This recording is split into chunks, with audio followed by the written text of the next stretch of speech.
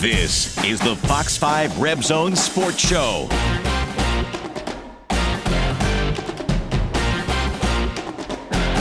Now, I know there was a lot going on this weekend in our country, but did you catch a glimpse of Max Gillum last night? No, because he's running too fast across your TV screen. Gillum takes it 71 yards to the house, his first rushing touchdown of the season. But my question is, does Coach Arroyo make him stay late after practice and run 71 yards? Because dude rushed for 139 yards last night. Last time Gillum ran 71 yards for a touchdown? High school. Yeah, high school. Remember when we could all run 10 miles in high school, no problem? Not me, because I could never run 10 miles. But Max Gillum showed us what he can do with his feet last night. Each week, I feel like he's showing us more and more of his athleticism. And that goes for the entire Rebels football team. We got a packed show tonight on the Rebzone. Head coach Marcus Arroyo will be joining us here shortly, sharing more on his team's Week 3 performance against Fresno State.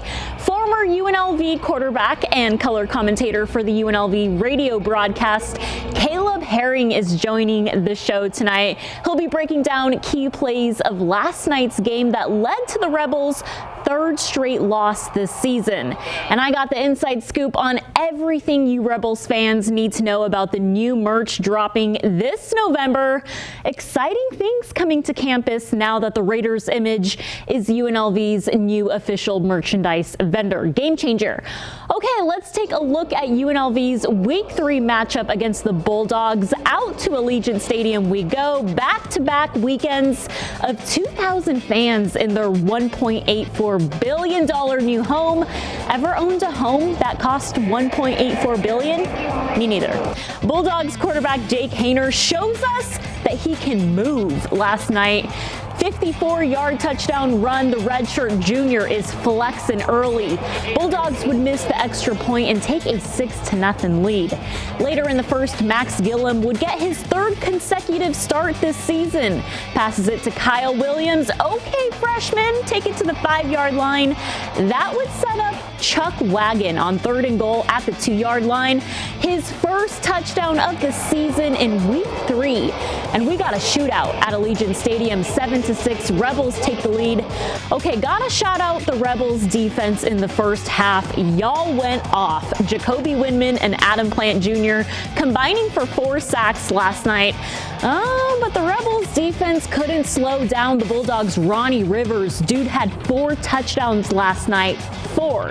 It's 13-10 Fresno State in the second quarter. UNLV would respond. Gillum airs it out 43 yards to Tylee Collins. Collins now with 2 touchdowns at Allegiant Stadium. Rebels take a 17-13 lead. Rebels defense on one this first half. Jacoby Windman juiced up. 9 tackles, 2.5 sacks from Windman. Later, Haener pressured again. Bishop Gorman grad. Adam Plant Jr. is lit. But the Rebels D still can't catch Rivers. Wide open to the outside, unstoppable down the sideline. Bulldogs steal the lead at the half, 20-17. The Rebels opened up the third quarter with a fumble. Gillum strip sacked and the ball is recovered by David Perales. The Bulldogs' recovered fumble would lead to Rivers making my show his highlight reel, okay? Slow down, dude. What was that, like his 3rd touchdown? I'm losing count. Rebels would later kick a field goal and trail 27-20 in the third quarter. Ooh, the biggest play of the night for the Rebels. Max Gillum looking at all that green to the right of him. 71 yards to the house. Big flex. Gillum ties the game up at 27 at the end of the third quarter. Fourth quarter, kind of a different tale for the Rebels. Rivers just out there rushing for his 4th touchdown of the night. Gillum throws his first interception of the night. Not too pretty. Bulldogs would kick a field goal after that and take a 40-27 lead. With a minute and 50 to go in the game, Gillum, his 2nd interception to the same guy, Chris Gaston. Whew, that hurt. Lots of highs and lows for Gillum last night, but his 3 turnovers would cost them the ball game. The Rebels lost 40-27, falling to an 0-3 start to their season. Gillum shares with us how he's feeling in his 3rd consecutive start under his new head coach, Marcus Arroyo. Myself as well as the whole team starting to feel a lot more comfortable, starting to get into a groove a little bit, but at the end of the day, 0-3 is not good enough. And as a quarterback, I feel like my job is to put my team in a position to win. So if we're not winning, I obviously didn't do my job, especially this game in the second half. Way too many turnovers. Got to take care of the ball. And when you have three turnovers in the second half, you're probably not going to win. So joining me in the studio now, UNLV football head coach Marcus Arroyo. Coach, you said last night that you liked the way your players came out in the first half. You liked how they played. They were playing like you guys have been practicing with a lot of focus. But what do you think changed in the second half? Well, I mean, just execution. I think that we came out, we had a good week of work. We were excited about that. We talk about that a lot and build up to get into a Saturday. And we saw some of the things come to light in the first half. We didn't end the first half the way we wanted to end it. And I think sometimes you can take that momentum in the locker room, unfortunately, in a young program and not be able to shed that quickly and let it come out in the second half. So we just got to execute better in the second half. We've got to be better with the ball. Obviously, we turned it over there in that second half too much. And we just got to be overall, we got to come out and learn how to finish, learn how to put together 2 halves of football. Well, Max Gillum clicking in the first half with his receivers, showing us what he can do with his feet. 71 yards to the end zone. My question to you is, do you keep him late after practice to run, or what is Matt File having them do out there? No, Max did a great job with his feet. He's done that. I think he's shown that that's something that he can add an element to the offense and keeping plays alive and produce with his legs. It's something we don't want to rely on. I don't think that's not really the philosophy on offense is to rely on the quarterback's feet to handle that much. So we got to make sure that there's more diversity on some of those yardage things. But he's done a great job, and his feet continue to be a weapon for us.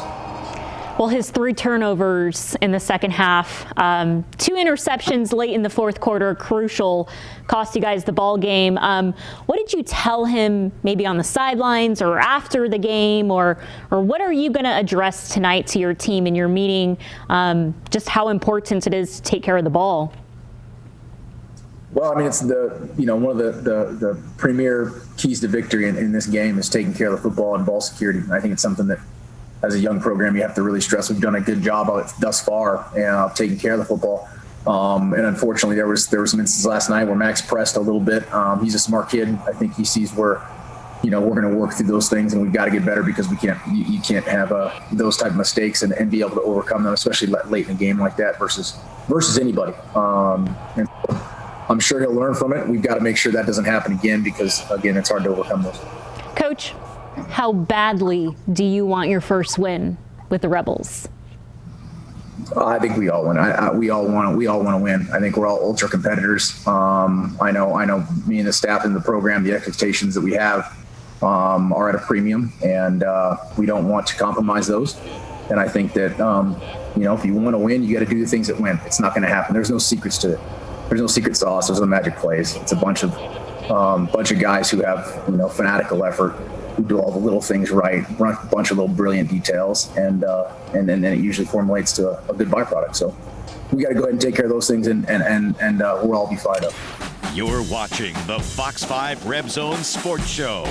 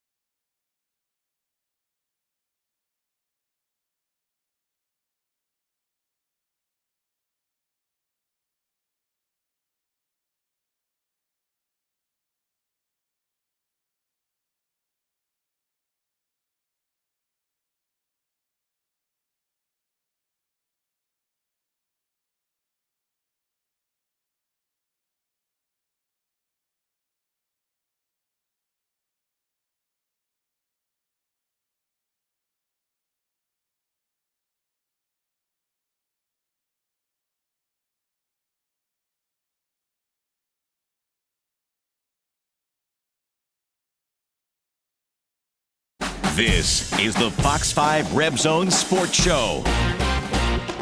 Welcome back to the Rebzone. So we saw a lot of flashes of improvement on both sides of the ball from UNLV last night with a strong first half performance.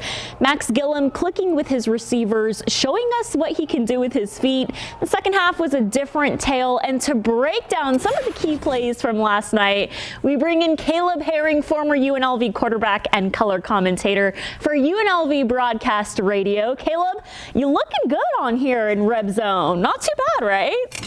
Yeah, thank you. I appreciate it. You know, with the pandemic and a lot of Zoom calls, an upgrade was necessary. So an investment during these times, so I appreciate it. I was about to say, you know, usually he would be here in the studio. We'd be having coffee, snacks, going over film, you know, comfortable. But it's all this technology that we have to go through. But I'm excited you're here. I'm ready to break down some film. So let's go to the first quarter. You know, I thought the Rebels put together a strong first half performance. Defense looked good. Offense was clicking. But Caleb, it was Fresno State's quarterback Jake Haener who opened up the game with a big 54-yard touchdown run. No UNLV safety in the middle of the field. What happened on that play? Well, I'll tell you what, the zone read concept is a very difficult scheme to practice against and to prepare for as a defense, especially when you're working on installing your new defense, your brand new defense under Coach Peter Hansen anyway. So the defensive ends and the linebacking core got a little bit confused with the eye candy with that zone read. The safety in the middle of the field was actually moved out to the outside, covering for a corner blitz on that particular play. So a perfect storm of bad defense and good offensive execution led to a big play for Fresno State. And some of the young guys in the secondary had opportunities actually and could have been in position to make a good play in the backfield on that particular play. But like you said, Jake Haener made a great play with his feet. A little pump fake to get the defender in the air, and there's nothing but green in front of him from there. So a big play for the Bulldog offense, but a learning opportunity to say the least for the Rebel defense. Well, let's fast forward later in the first quarter. UNLV 3rd and goal at the 2-yard line. How is this Chuck Wagon's first touchdown of the season? Week 3, Caleb, should Arroyo be feeding Chuck more? Can the O-line give Chuck more opportunities this season? Well, I think coming into the season, everyone in the conference was aware of how much the Chuck Wagon was going to be a factor on the Rebel offense, how much he has been a factor, and a lot of preseason accolades because of that. So he's going to have a lot of attention. So there's a real delicate balance for Coach Arroyo as far as overusing Charles Williams. He ended up with 27 carries in this game. So you've seen his carries steadily progress over the first 3 weeks. But there's no doubt that Charles Williams has to be the primary option and maybe even the secondary option for this Rebel offense to get going. So much of this offense builds around what he can do on the ground. And the offensive line is probably the most experienced group returning for the Rebels. So you rely on them a lot for the run game, obviously. But the big plays from Charles Williams that we're used to seeing, the 75, 65-yard scampers, they come from blocking on the perimeter and the wide receiving core, which is young due to some attrition and some other roster issues that weren't foreseen. They're not able to get their blocks on the edges that really spring Charles Williams for those big gains that we're used to seeing from him. So definitely have to see more of him in the offense. Shame that this is his first touchdown, but it came at a really good time for the Rebel offense last week. Yeah, I definitely agree. Second quarter, 1st and 10 at the 43-yard line. I'd say, Caleb, this is Max Gillum's best throw of the season. 43 yards to Tyleik Collins in the end zone. What did you like about this play? Well, the first thing I liked is what we talked about. Charles Williams on that drive was effective on the ground. Not a big run, but he was effective in moving the ball down the field and forcing the defense to respect the run. So the first thing I liked about the play was the run fake action by Max Gillum. Really sucked the defense down. And then you got to love Tyleik Collins one-on-one in space, winning in that matchup. The double move was as pretty as they come. And then Max Gillum did the rest, and a nice, easy delivery, and a connection that we've actually seen a couple of years back when Gillum took some starts for the Rebels. And Tyleik Collins in his freshman season had a breakout game for 170 yards against San Jose State. So that connection was reborn here, and we hope to see more of that as the season progresses. But that connection was a big one, probably Max Gillum's best throw of the season so far. We'll skip to the third quarter. Gillum opens up the third with a fumble, but then he did this. 71 yards to the house. No Daniel Jones trip on the field, not at Allegiant Stadium, not in their house. You saw Gillum, he looked to the right, he saw that big gap, lots of green. Do you like that he saw that and took advantage of that opportunity? Yeah, I absolutely love it. I think man coverage, recognizing that when guys are chasing their man downfield, they're not accounting for the quarterback most of the time. And coming into this game, not only was the defense surprised, but a lot of fans and spectators were surprised about the athleticism that Max Gillum brings to the table. It's something we hadn't seen from him in past starts. So a good job by him recognizing the coverage and recognizing what the defense was giving him, and then being quick with his decision to go ahead and tuck that thing down and run. I also want to commend him for not just that run, but throughout the game, a lot of his runs, not the typical quarterback scampering out of bounds and avoiding contact. He was willing to cut back against the grain, fight for extra yardage, and on that 71-yard scamper, could have easily chalked it up as a big gain around the 10-yard line, but fought to stay in bounds, tightrope the sideline, and got a big touchdown for the Rebels in that half. We'll go ahead and go to the fourth quarter. Wasn't too pretty of a quarter for Max Gillum. Not his quarter, 3rd and 15 at the 27. His first interception of the game. Chris Gaston returns it for 15. The Bulldogs come up with a field goal after that play. You're trying to win a ball game in the fourth quarter. Big mistake right there. Absolutely. Going into the fourth quarter, the ball game was tied, and it was anybody's game. 15 minutes was all it came down to, and the Rebels picked the wrong time to start making critical mistakes, and Max Gillum in particular with that interception into tight coverage, just a very inaccurate throw, and I think he'll be the first to tell you that he's got to be better, but it came at a bad time, and it put the defense in a bad position with the short field to go for a Bulldogs. They did good to make it just a field goal there, but as things started to accumulate in the fourth quarter, the Rebels just came up short, didn't have enough to get over the own adversity that they created for themselves. And interceptions like that are costly, and a learning experience for Max as he grows under Coach Arroyo, and Coach Arroyo being a former quarterback, and also the offensive coordinator, Glenn Thomas, being a former quarterback. They're going to definitely coach him up and explain to him how critical mistakes like that, especially in that time of the game, are towards winning. And these are part of the cultural changes that need to happen for UNLV to get in the win column and have winning seasons. But a back-breaking turnover there that really turned the tide of this ball game. We love a player's perspective, an alumni perspective. So thank you so much, Caleb. Of course, next time you're out here, we hope we get to have you in the studio. I'm kind of over this Zoom thing, so next time you're here, I hope we get to have you right here inside the Fox 5 studios. We'll catch up with you later this week. Of course, we always hear you on the radio, killing the game, so we'll see you next time. Thank you. I appreciate you having me. Coming up after the break, I got the inside scoop on new and improved UNLV merch dropping later this month. I'll share more after the break. You're watching the Fox 5 Rebzone Sports Show.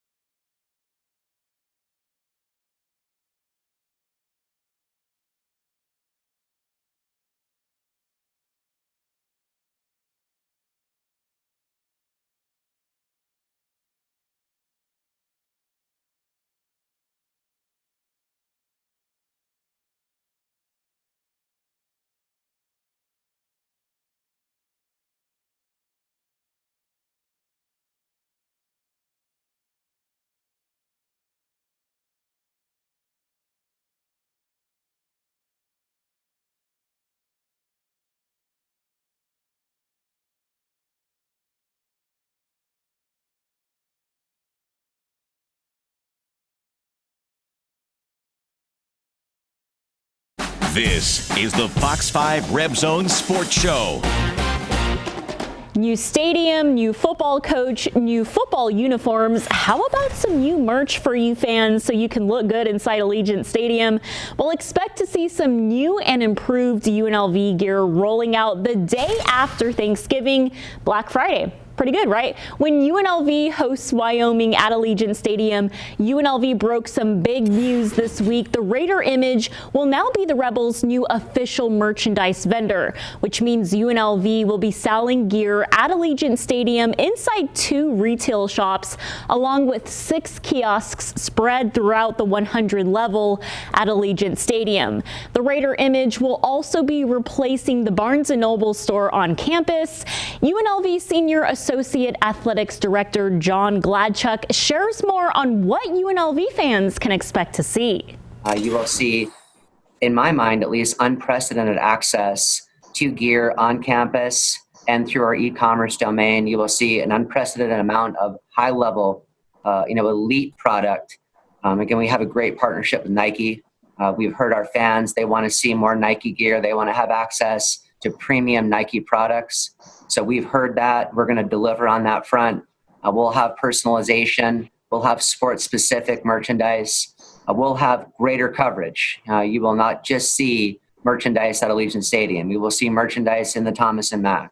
You will see merchandise in the Cox Pavilion. You will see kiosks at our Olympic sports. We're going to do a much better job, again, of making high-quality product that you're proud of available to our fans, donors, and friends. So UNLV, just like everything else this year, is taking their look to a whole new level. Fans will be able to check out the new merch at UNLV's home game against Wyoming on Black Friday. Can you believe it's almost Thanksgiving? It's been a really long April, right? The Rebels prepare for San Jose State next Saturday, the halfway mark of their 8-game season. I'll share more on how the Spartans are 3-0 for the first time since 1982. That's coming up next. You're watching the Fox 5 Rebzone Sports Show.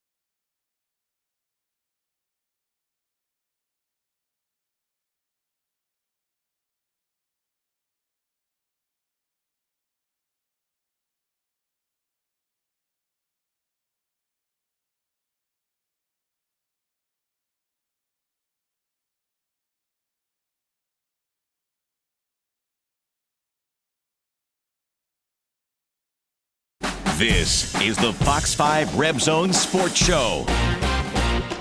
Welcome back to the Rebzone. The Rebels will hit their halfway mark of their shortened A-game season when they travel to San Jose State this Saturday for a 7:30 kickoff. We love those 7:30 kickoffs, right? The Rebels played their last game ever at Sam Boyd Stadium last season, closing it out with a 38-35 win over the Spartans. But the Rebels will be facing a whole different San Jose State team on Saturday. For the first time since 1982, the Spartans are starting off their season 3-0, undefeated. They've taken down Air Force, New Mexico, and now San Diego State. A 28-17 road win against the Aztecs, getting the job done with their backup quarterback Nick Nash. Their starter Nick Starkel left knocked down early in the first quarter and would not return. Nash did all right, threw for 2 touchdowns and took one in himself. Spartans have weapons on offense as they were rolling against the Aztecs. Number 22, Trey Jenkins with a pick in the end zone. San Jose State looking good out there. Here's more from head coach Marcus Arroyo as the Rebels prepare for San Jose State in week 4 of their schedule. Well, they're playing a really good team. I know Brent. Brent's one of my best friends. He was actually at my wedding, so we're going up against each other here for the first time, which is awesome. Really, really good friends. I know him as good as anybody, and I know he's done a heck of a job there getting that team and their belief and their togetherness to a really, really good pinnacle in regards to how they're playing. And they're playing really fundamentally sound football. They're going to be really tough there at home, and we've got to go out this week and continue to find the things that we did last night that we can correct to give us a chance on Saturday. And that's not a broken record. You just can't go into a Saturday and expect to win if you don't correct and improve. And so that level of progress and consistency is going to have to be something that's going to be at the forefront of what we do this week to give us a chance on Saturday at San Jose. UNLV still looking for their first win of the season next Saturday on the road against San Jose State. Kickoff is set for 7:30. It'll be another late one, so lots and lots of coffee for me. Thanks so much for watching. I'll see you right here on the Rebzone next Sunday at 11:30.